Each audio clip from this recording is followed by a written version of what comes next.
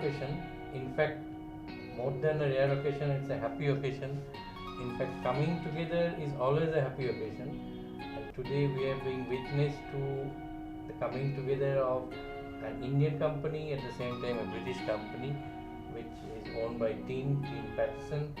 Tim Patterson is the CEO of Fuel Economy Solution, which includes Green Economy Solution advisory services. He has been to several international fora on sustainable development, clean and green energy, etc. etc. At the same time, we have Robin Roy, who is the managing director of Suncraft Energy, and also founder of Sustino Advisory Services. So first, I think let's do the happy moments and the photo op also, the signing of the MOU. Certainly. Then we'll get into the topic. Okay. Okay.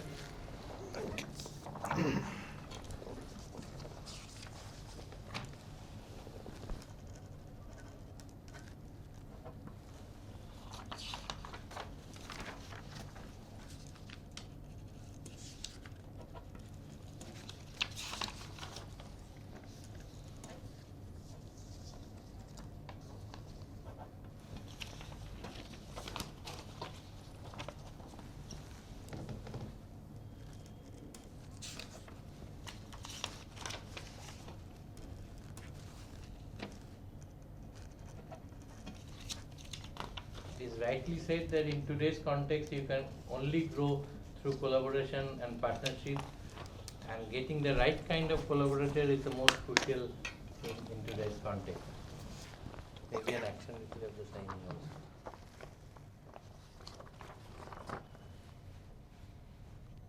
It's a great moment. It's a great moment for the two countries as well as for the two companies. Now coming to the basics, I mean, what prompted you, both of you, two companies, one from India, another from Britain, to come together? What are the broader objectives of this MOU? Okay. So, Tim, you first. Okay, so basically we've got issues with renewable energy not being sustainable at the moment for the full load of electricity that we require, but we also have hydrocarbons which are polluting the planet, and we need to reduce the use. So the intention of this arrangement is to develop a working relationship to bring a phasing out of hydrocarbons and a sharing of the load and reducing of the load of hydrocarbons into the renewable future. And if we don't attract young students and the future, empower the youth of the future today to become part of the transformation process, we're not going to get to the full 100% electric vehicles and wind power and solar power dominating the planet with a zero carbon 2050. So we're just mirroring the requirements of us as a society to develop a hybrid solution, a collaborative solution, which is working together in the private sector to create economically viable ways of generating low-cost electricity to support societies. So what does your company do other than that? Well, we supply liquid and solid combustion improvers, so combustion chamber catalysts that could potentially be used in coal-fired power stations. We have liquid products that help with diesel-powered generators, also road vehicles. If you put our product in as a primary additive at the refinery, it would be easily a good way to improve up to 75% of the black smoke of fuel used and sold at the pump. For example, in India we have IOCL. I believe they control about 10, 12 of the refineries in the country. I would urge them and recommend that they discuss and look at the opportunities of reducing particulate emissions immediately in the vehicles that are older than the Euro 4 engines on the market, because those Euro 3, Euro 2 and some vehicles are nearly 20 years old. They're not compatible for the fuels being used today and what IOC is selling at the pump. So we need to help the users of those vehicles be more clean, more efficient. And if you reduce 75% of black smoke in a vehicle and you have 6 million of those going into Delhi every day, that's a massive improvement in the climate for the local population. So that way the scope of this understanding is going to be much more holistic in nature. Because absolutely. And looking beyond fuel economy and getting into other areas as well. Yes, by reducing the long-term load on socio-economic healthcare, you're improving the quality of life for the citizens, but you're also reducing the long-term health risks of the government spend going up. The Western healthcare model is on the edge of collapse. Governments are spending so much on sick population that it's really affecting economic growth. So in India and in the South, we have a great opportunity to nip it in the bud, to create a cleaner energy mix and a transitionary energy mix by partnering in renewable energy and existing hydrocarbons where absolutely necessary until they're no longer needed. And that way we're future-proofing our healthcare risks by reducing the problem of air quality, lung cancers. Cancers of the blood for children, there's all sorts of complications from the complex hydrocarbon toxins and neurotoxins in the fuel that currently we have to use but we don't want to use. Mr. Rai, how do you look at this and what was the trigger of signing this agreement and understanding? We saw that there's a inherent synergy between fuel economy and Suncraft. The fuel economy is offering that how to reduce the hydrocarbon uses, and Suncraft is solar energy is one of the probably mode of helping or supporting or bringing a holistic approach to industries and across the globe. So team, we saw that his present is across the globe in various forums and everything. So that way, I think it's obvious to us for Suncraft that shaking hands together and exploring the global market, taking solar energy as well as fuel economy, hydrocarbon, how to reduce the hydrocarbon holistic solutions across the industries. So in the new scheme of things, will Suncraft be participating in projects outside India, or only if Tim's company will be participating in India with your company? What is the understanding like? So far the understanding goes this way that Suncraft will, on the execution of solar projects or designing the solar projects, of course, support goes from Suncraft across the globe. It's not limited to only India. And when it comes to fuel economy and reducing the hydrocarbons, bringing the energy efficiencies, I think that Team's company, Fuel Economy, will bring their solution and advisory solutions across the globe. Right, Shruti? Yeah, absolutely. And one of the key elements of this initial working arrangement is we're focusing on the mining sector. In February this year, Fuel Economy Solution were honoured to be asked by the founder, Dr. R.L. Bhatia of the World CSR Day in Mumbai, to host the first half of the CSR World Congress. The speakers that we were able to introduce included Tim Patterson. He was one of the, he works for Novozymes as the Chief Sustainability Officer, and he's one of the founding contributors to the development of the Sustainable Development Goals between 2011 and 2014. In 2016, Klaus was recognised for his work in this effort. He's an incredibly inspirational man, as were all the speakers that day. However, it instigated a reassessment of fuel economy solution sets and the different market sectors that we operate in. And we started to look at the impact on sustainable development goals of each solution, and we then realigned our focus on the ones that affected the most people and improved the quality of life of people most.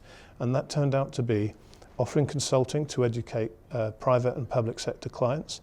Thus, green economy solution is how we offer those services without any product, but also waste to energy, recycling plastics and crumb rubber and waste wood and demolition waste to create, with a combustion catalyst product like we have, to create a lower carbon footprint, cleaner burning, circular economy energy source, so that we don't just put to landfill.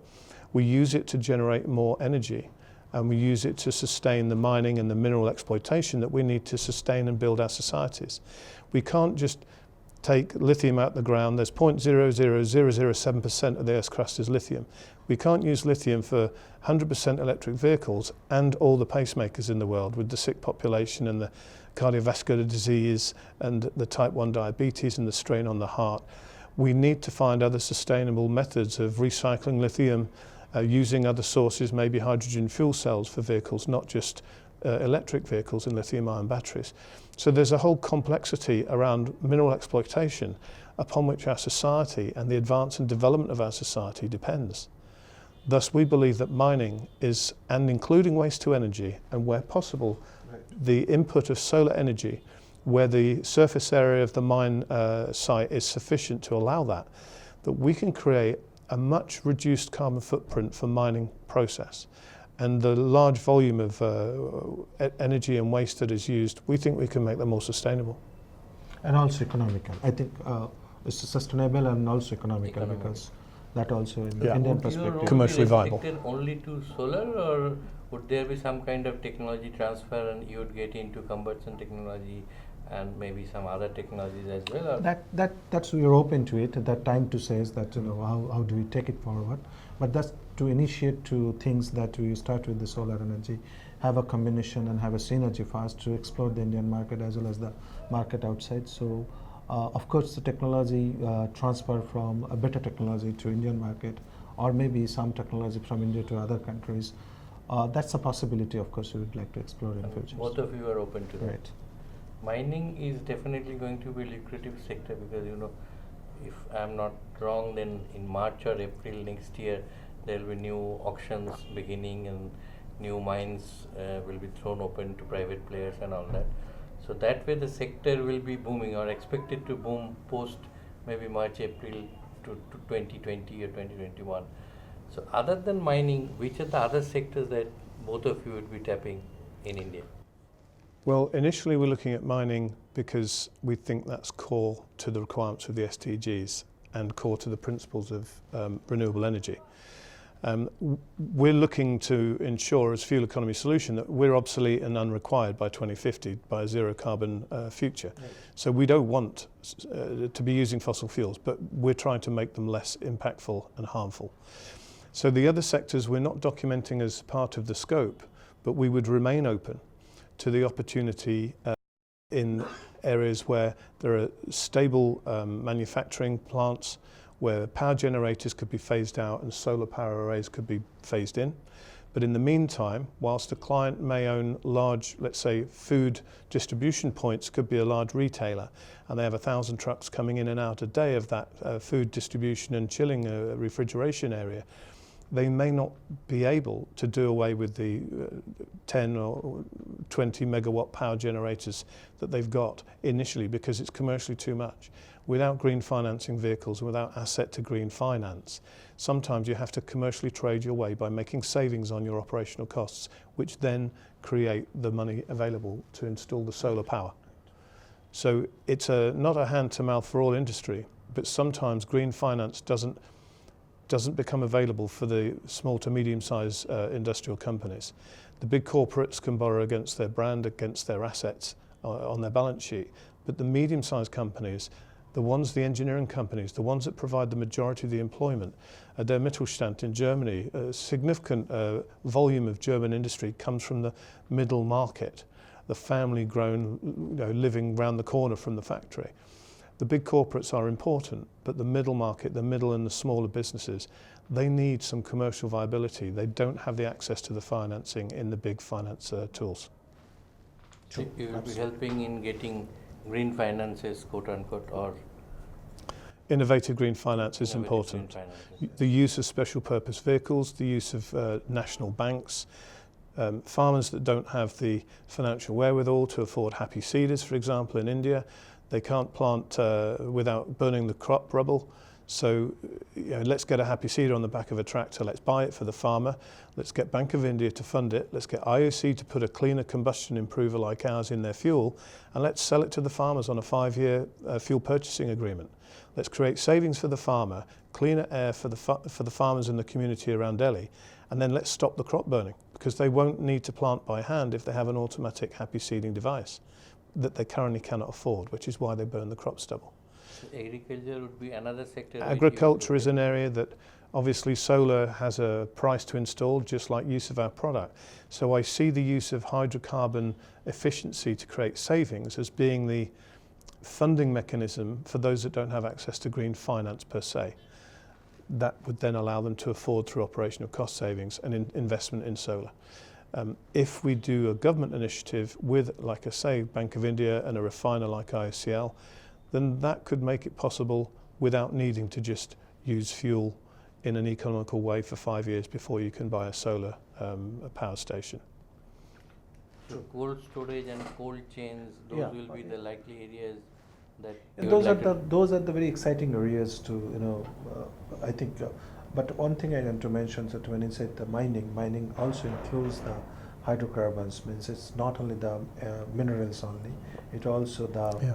that oil and other things. So it's a vast area if you include the only minings. Of course, the cold storage, but the demand individual cold storage demand may not be that significant.